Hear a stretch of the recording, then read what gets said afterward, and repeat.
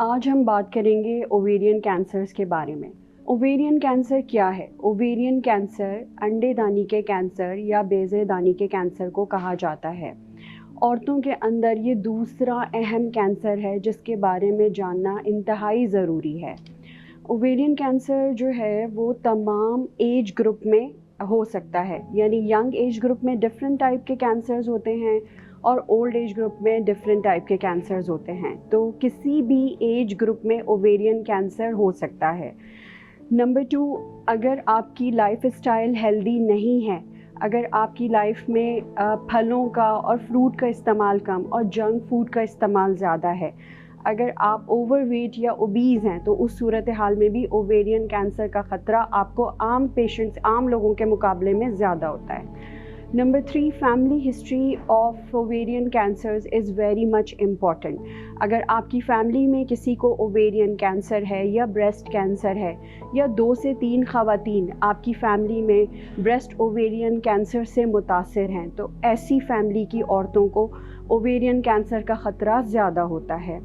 Number 4, अगर आप बे औलाद हैं, कभी बच्चे पैदा नहीं किए या आपके बच्चे कम हैं, तो ऐसी औरतों को भी ओवेरियन कैंसर का ख़तरा ज़्यादा होता है।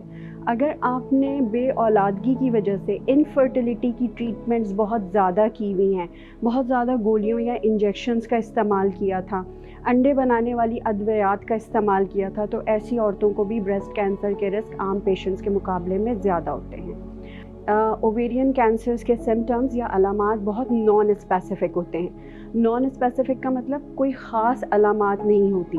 पेशेंट्स को ज़्यादातर पेट फूलना या इंडाइजेशन, खाना हज़म ना होना या डायरिया या कॉन्स्टिपेशन की कंप्लेन होना या यूरिनरी कंप्लेंट्स, तो इस तरीके की नॉन स्पेसिफिक सिम्टम्स या माहवारी का ज़्यादा आना या इरेगुलर मेंसेस के साथ प्रेजेंट करती हैं। तो कोई ख़ास स्पेसिफिक कंप्लेंट्स नहीं होती ओवेरियन कैंसर के पेशेंट्स में।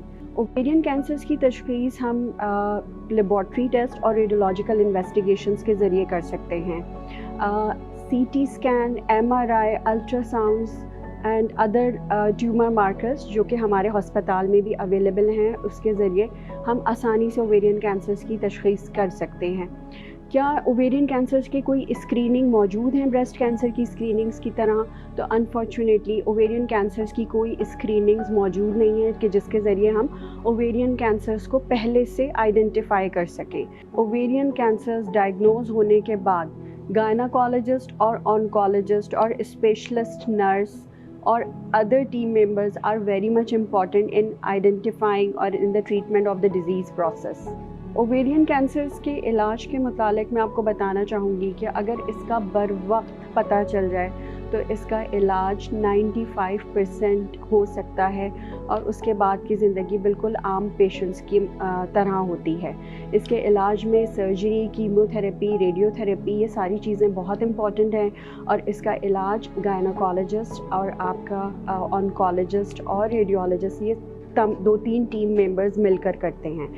मैं उम्मीद करती हूँ कि ये वीडियो आपको ओवेरियन कैंसर से मुतालिक इन्फॉर्मेशन मालूम करने में अहम साबित होगी और अगर आप फर्दर कोई इन्फॉर्मेशन ओवेरियन कैंसर से रिलेटेड जानना चाहते हैं तो आप मेमन मेडिकल इंस्टीट्यूट हॉस्पिटल की गायनी OPD में रुजू कर सकते हैं। शुक्रिया।